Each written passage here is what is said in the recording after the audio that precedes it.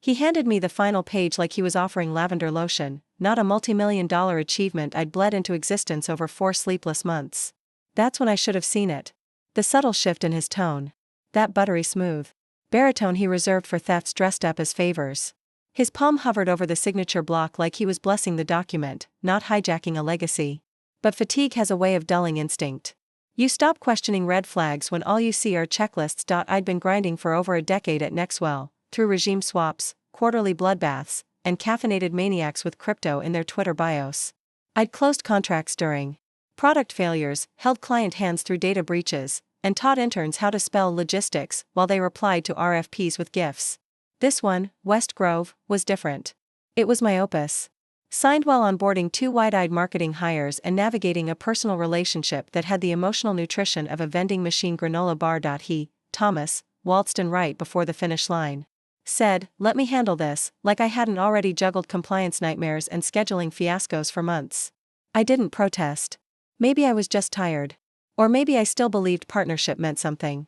That kind of delusion sneaks in when you've confused proximity for loyalty. The system reflected closure on a gray Friday afternoon. Client accepted terms. Digital ink dried. Gratitude email arrived, addressed directly to me. I pinned it like a badge. Smiled. Exhaled. That fleeting euphoria dissolved 30 minutes later when a Slack message dropped into my notifications like a trapdoor. Looping you out for final comms. Execs want one voice on this. Not our voice. Not team voice. I sat there blinking at the screen like it might offer clarification. It didn't. My inbox lit up with congratulations, none of them directed my way. A company-wide memo followed. Biggest win this quarter, it announced, above a JPEG of Thomas shaking hands with West Grove's CFO, captioned with a quote from the junior rep who thought CRM meant, "Can reply Monday." Not a single mention of me. Not one syllable. I didn't rage. I archived the announcement and renamed it, Receipts_001. Labeled it for future reference. That was Monday. By Wednesday, he suggested we take space to recalibrate. Said he wanted to prioritize performance over emotions. By Friday, I was sipping gin across from him at our usual bar, hearing the end of our relationship announced between chicken sliders and industry gossip. No apology. No explanation. Just 2 tumblers and a breakup disguised as a strategy pivot. I returned home, poured bourbon, and opened my dashboard. That's when the sting morphed into nausea. The West Grove entry, reassigned. No lead credit. No individual recognition. Just a bland note, special tier, team allocation. My projected earnings? Slashed by nearly 90%. Someone had taken an eraser to months of sweat and rewritten history with a sharper pencil. My fingers hovered above my keyboard.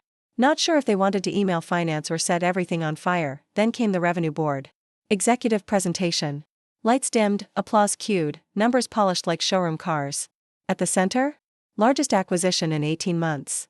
Led, Thomas Keller. He stood at the front of the room like a motivational speaker, basking in victory. That wasn't his to claim. They credited marketing. Product design. Even IT got applause. Me? Absent. Like I'd never touched the file. I leaned back, stared at the projection screen, and fought the urge to scream. I texted him, "You saw the deck?" His reply, "Yeah. Must have been a formatting mistake. I'll look into it." He never did.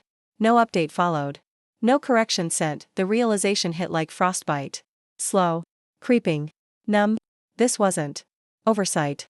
It was architecture. Constructed omission. A quiet coup dressed in PowerPoint transitions and post-breakup indifference. I checked the CRM again. Now access required clearance I didn't have. The account I birthed was walled off behind passwords I used to control. What snapped wasn't heartbreak. It was betrayal, sharpened by a smile that had once promised safety. That week, I stopped hoping for fairness and started collecting evidence. If silence was what they were banking on, they'd miscalculated. I wasn't unraveling. I was sharpening. Quiet. Focused. Surgical. To game on, the first thing I did was download the raw data, not the polished revenue summaries or team-shared dashboards laced with spin. I wanted the untouched back-end exports. Timestamped. Entries. IP metadata. Trail markers no one thought to sanitize. I logged into the sandbox environment using my old QA credentials, a loophole from my beta testing days. Nobody had revoked them. That was their first mistake. Every edit left behind fingerprints. I saw when the client's profile was updated. Who altered the status fields? Which system ID triggered the permission changes? It wasn't a phantom. It was him. Thomas had replaced my contributor ID with his, 8 minutes before submitting the deal for executive review. 8 minutes. That's how long it took to erase my involvement. I sat in the dark, illuminated only by the cold glow of a spreadsheet detailing my own erasure. That's when fury gave way to precision. Emotion couldn't survive here. Not in this space. This was a data crime scene, and I had just appointed myself forensic lead. He didn't know I had built those templates. The internal forms. The tagging. System for legacy clients. He never once opened the macros I'd spent weekends perfecting. Yet he used them. Sloppily. Arrogantly. Like he assumed no one would ever check the audit logs. Next, I pulled our email threads. Cross-referenced them against client feedback reports and contract revisions. I annotated every single revision I initiated. Even casual interactions, late-night texts, spontaneous calls, they all contributed to West Grove's final demands being met.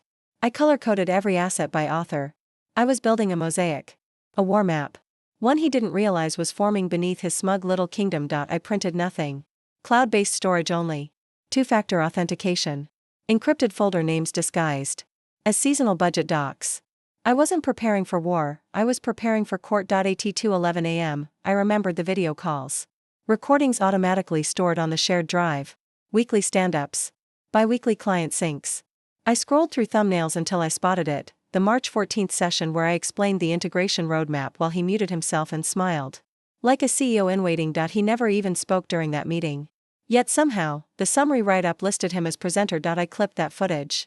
Archived the timestamps. Added subtitles. Evidence, there was no room for a meltdown. Only momentum. By sunrise, I drafted a 14-page document titled Timeline of Engagement. It wasn't for HR. It wasn't for legal. It was for me.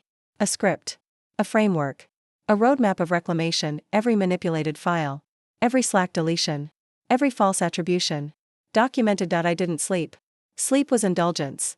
I needed clarity, not comfort. I walked into the office later that morning in a beige trench coat and navy loafers like a villain in Act 2. Nobody saw the USB drive tucked beneath my blazer lining. Nobody suspected the thunderstorm brewing behind my polite nods. He waved at me from across the break room, sipping matcha like a man who just burned a bridge and expected the other side to applaud. Rough week, huh? He offered. I smiled. Not anymore. He chuckled. Patted my shoulder like I was a loyal sidekick. Like I hadn't already dismantled his alibi. The audacity wasn't new. It just wore better tailoring now. That afternoon, I made a single phone call to an old acquaintance who worked freelance, cybersecurity adjacent. A digital janitor for corporate messes. He owed me a favor. I didn't need infiltration. I needed confirmation. Was there a traceable transfer of authorship? Could metadata be scrubbed without leaving shadows? His answer was simple, not without root access. And Thomas doesn't have that. Perfect. By Friday, I had the results. Data packet logs from our internal system showed overlapping edits, his credentials triggering save commands on files authored by me, while my own access was revoked milliseconds later. It wasn't collaboration. It was overwrite. The company thought it was handling a minor promotion. A star performer taking charge. What they didn't realize was they were promoting a fraud. My final move that week was subtle. I emailed the West Grove liaison. Friendly tone. Casual. Said I'd enjoyed working with them and hoped our paths crossed again. No complaints. No accusations. The reply was immediate. So glad we finally closed. You were amazing. Honestly, don't know how you juggled all those curveballs. That line, you were amazing, was copy-pasted straight into my growing. Archive, receipts_043. There was no need to confront him. Not yet. The story wasn't ready. The audience was still clapping for the wrong protagonist. But I had no plans of staying off stage for long. Revenge wasn't about rage. It was about rhythm. Recognition didn't come with a speech. No flowers. No formal applause. Just a calendar invite from senior ops titled, Next Phase Planning, Internal. 15 minutes long. No agenda. No attachments. The kind of meeting you click into. With zero context and exit from needing a shower. I wore gray that day. Clean lines. No accessories. I didn't want to look like I'd expected it. Thomas was already there. Seated to the left of the director's swivel chair like a well-trained successor. Grinning. Comfortable. Like the chair had adjusted to his weight months ago. I nodded. Said nothing. He responded with that smug upward curl, half smirk, half silent gloat.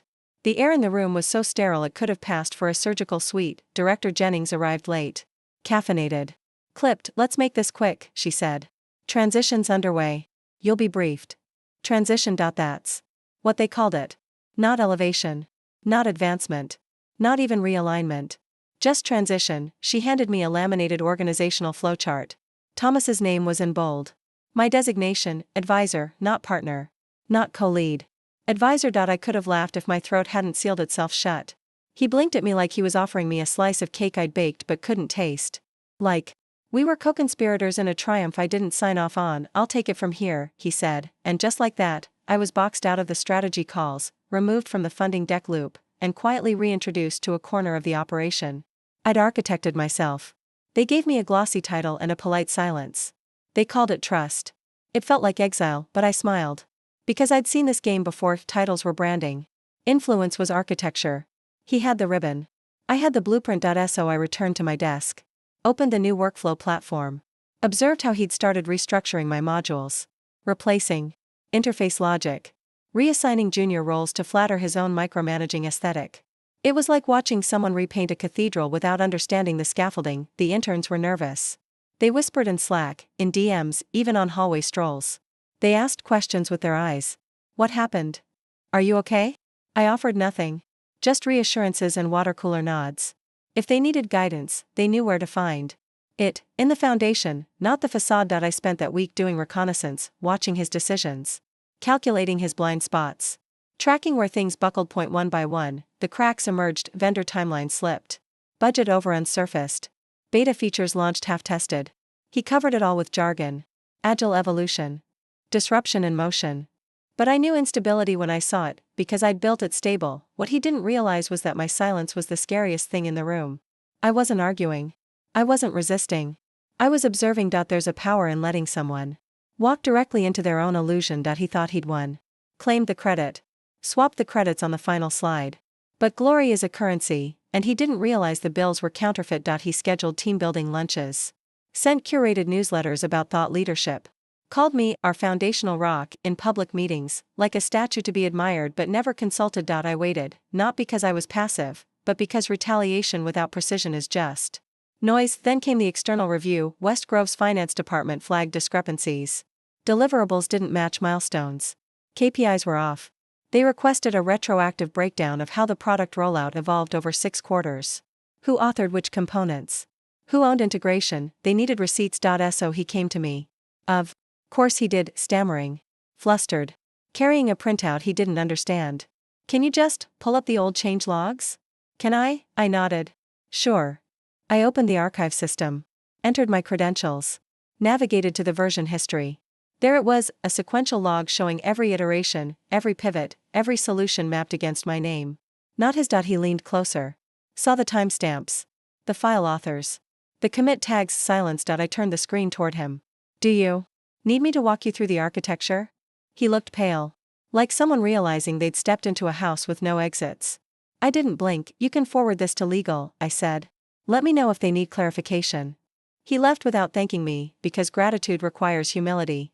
And he'd used his up trying to climb a staircase I designed. That night, I stayed late. Alone in the office, not to work, but to breathe. To sit with the reality that revenge didn't always come with explosions. Sometimes, it looked like quietly watching a thief try to unlock a door with stolen keys, only to realize the locks had already changed. Sunlight fractured through the blinds, slicing across my desk like prison bars. The atmosphere inside the workspace had shifted, brittle, unpredictable. I moved like a shadow through it, unnoticed, yet impossibly present. Every conversation hushed when I entered. Every chat window flickered with hesitation. They weren't sure where I stood anymore, loyal ally, silent witness, or something far more dangerous. I let them wonder. Thomas had started sweating through his meetings. Literally. The dark patches on his pressed shirts grew bigger each week. His voice cracked when presenting projections. He fumbled through performance reviews. He called on junior staff to cover gaps he didn't know existed. The kingdom he tried to steal was beginning to rot under his touch, and still, I said nothing because the best part about dismantling a fraud is letting the mask slip slowly. With each crack, the real face shows. He tried salvaging the ship by hosting weekly syncs, mandatory attendance, forced smiles, PowerPoints that said absolutely nothing. I sat through them all, nodding with feigned interest, pretending not to notice how the team's enthusiasm dimmed. Productivity didn't dip, it collapsed. People were exhausted by his chaos. They missed the rhythm we used to have, the unspoken trust, the shared clarity. the way execution used to feel like choreography instead of crisis control, and the interns? They stopped looking for leadership in his direction altogether, they started coming to me again. Not formally. Never in writing. But through signals, messages sent at off hours, gentle knock-knock emojis during work lulls, whispers while walking back from lunch. They weren't just confused. They were disillusioned. Betrayal in corporate environments doesn't always scream. Sometimes, it sighs quietly in abandoned chat threads. I didn't offer rebellion. I offered structure, pulled them into a separate workspace, a private system I'd quietly developed during the fallout. A clean room. Free from surveillance, politics, and performance theatrics. There, we built .no deadlines. No performance reviews. Just pure, clean iterations. Elegant frameworks. Smart execution. My rules were simple: no credit theft. No wasted brilliance. No fear of questions. The result? A mirror version of the product pipeline, one that actually worked. One that solved real friction points. One that could survive audits, investor pitches, and scale tests. The separation between what Thomas flaunted and what we quietly refined became massive. He paraded ideas we'd already discarded. He celebrated milestones that didn't actually exist. His ego made him predictable, and predictability is a liability in war. I knew the reckoning was near, all it needed was a spark. It came on a Wednesday. West Grove's partners, the very people who signed our funding checks, requested a live demonstration. Not screenshots. Not narrated mock-ups. Real functionality. Preferably a walkthrough. Preferably led by the architect. That would have been me, but he insisted on handling it solo. Claimed visionary status. So he rehearsed. Locked himself in the boardroom. Practiced his lines. Spent 2 days tweaking a slide deck while ignoring the actual system flaws. He didn't know we'd quietly rolled a sandbox version, fully operational, built from the ground up in our hidden workspace. Better UI. Streamlined backend. Bug-free. The night before the demo, I made a decision. I uploaded our version to the mainframe. Quietly. Seamlessly. No alerts. No flags. The old junk? Archived. Not deleted. Just quarantined. He arrived early the next morning. Smiled. Wore his sharpest suit. The partners logged in. Cameras on. Notebooks out, and then, live walkthrough. He clicked. The screen loaded. But it wasn't the train wreck he expected. IT was perfect, every transition crisp. Every integration flawless. Data pipelines humming like symphonies. The partners were stunned. One of them clapped, actually clapped. Thomas looked confused. This wasn't what he prepared, but he rolled with it. Took the compliments. Pretended he knew which buttons to press, which features to highlight. He even dropped buzzwords mid-presentation: machine-leveraged forecasting, proprietary behavioral indexing, none of which he built, none of which he understood. When the call ended, the room erupted into silent tension. He turned to me. Eyes wide. How? I stared back. Come, you're welcome, I said. He blinked. Like the words were written in Morse code he couldn't translate. That's when it hit him: this wasn't his creation. He'd just pitched brilliance he never authored. He'd just signed off on an empire he had no access to, and now, he couldn't replicate it, because I never gave him the map, because the map was me. He left early that day. Said something about urgent appointments. No one asked follow-ups. Meanwhile, I sat at my desk, answering questions from our real builders, refining strategies, smoothing out edges. My screen reflected more than code, it mirrored power reclaimed through patience, and the storm, it hadn't even started yet. Thomas didn't show up the next morning, nor the day after. On the third day, he staggered in looking like he'd aged a decade. Wrinkled collar, mismatched socks, and the faint smell of scotch trailing him like a confession. He didn't speak to anyone. He stared at his screen for hours, clicking without rhythm, as if hoping answers would materialize from motion alone, but they didn't, because nothing responded the way it used to. The old pathways he relied on were gone. Replaced. Quietly rewritten. He no longer understood the architecture of the machine he pretended to mastermind. That was intentional. The team, meanwhile, had bloomed. Eyes bright, shoulders squared, energy magnetic. They worked with the confidence of people finally unshackled. Initiative sparkled everywhere: new automation pipelines, adaptive learning models, user-tested prototypes. Thomas watched all of it from the sidelines. Disconnected. Obsolete, and every time he tried to interfere, he stumbled. Misnamed variables. Cited outdated protocols. Offered feedback that contradicted logic. The newer engineers didn't correct him, they nodded politely, then reverted his changes once he walked away. He was becoming a relic in his own house, but I wasn't done. He still had influence over investor relations. Still attended board meetings. Still held the title, albeit hollow. I didn't want a quiet fade out. I wanted acknowledgement. I wanted truth, documented, undeniable. So I planted the seed. During a strategy review, I suggested a company-wide internal audit, framed as a best practice move ahead of our upcoming Series B. Transparency inspires confidence, I said. Let's let the data speak for us. Thomas agreed. Too eagerly. I'm sure he thought he'd spin the numbers in his favor. But this audit wasn't cosmetic. It was forensic. Every code commit, every design approval, every version history. Entry, timestamped, archived, linked to contributor IDs. He didn't know that 91% of the current codebase had my initials stamped on it. Or that his fingerprints existed only on outdated documentation and rejected concepts. I watched him realize that in real time. 1 week later, when the preliminary findings were presented in the executive roundtable. He flipped through the report. The further he read, the paler he became. Then came the pie chart. A rainbow of contributions. Mine dominated. His sliver was thinner than the outline. Silence thickened. One of the senior partners cleared her throat. Thomas, these development ratios don't align with your project summaries. He opened his mouth. Nothing came out. I leaned forward slightly, tone velvet. I made sure everyone's efforts were accurately reflected. I figured ownership matters. A dozen eyes turned toward me, and in that moment, I didn't just reclaim authorship. I became the narrative. Later that afternoon, he cornered me near the coffee bar. His voice was low, desperate. You set me up. I sipped my drink calmly. No. You did that yourself. I just stopped cleaning up after you. He looked lost, like someone realizing too late that the chessboard wasn't decorative. That the pieces weren't ornamental. That every move mattered. I walked away. The following days brought changes. The executive board restructured access protocols. Presentation responsibilities shifted. Product discussions now required technical sign-off. Mine. Thomas's invites stopped arriving. He started coming in later, leaving earlier. HR quietly adjusted his responsibilities. No announcement. Just drift. One morning, his parking spot was occupied by a new nameplate, and still, no one asked questions. The irony? He had built his entire rise on being visible. Loud. Present. Now, he was none of those things. One Friday, an email circulated. Subject, org chart update. Beneath the corporate lingo was the announcement. Thomas was pursuing new opportunities. No farewell speech. No tribute video. No cupcakes, just a line of italicized formality, the digital equivalent of a blank stare. He vanished, and the company didn't slow down. In fact, it accelerated. We expanded into new markets. Secured a major licensing deal. Rolled out beta features. That trended within hours. My team's ideas? Celebrated. Resourced. Elevated. But me? I remained in the shadows, still behind the curtain, because even after everything, I wasn't ready to step into the spotlight. Not until the final thread was severed, not until the last echo of his deception was erased from memory, not until the world knew, not just that I survived him, but that he was nothing without me. Weeks passed. No headlines. No scandal, just quiet vacancy where his presence used to loom. Thomas didn't fight. Didn't sue. Didn't launch rebuttals or threaten countersuits. He disappeared into the fog of irrelevance. A man who once filled every room with noise now evaporated without a ripple. I didn't celebrate. There were no toasts, no grins, no wild victories.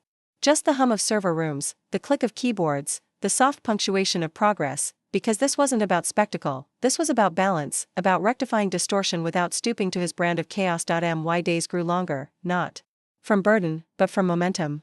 The systems I had built now fueled innovation. Colleagues sought feedback with deference. Investors cited me by name.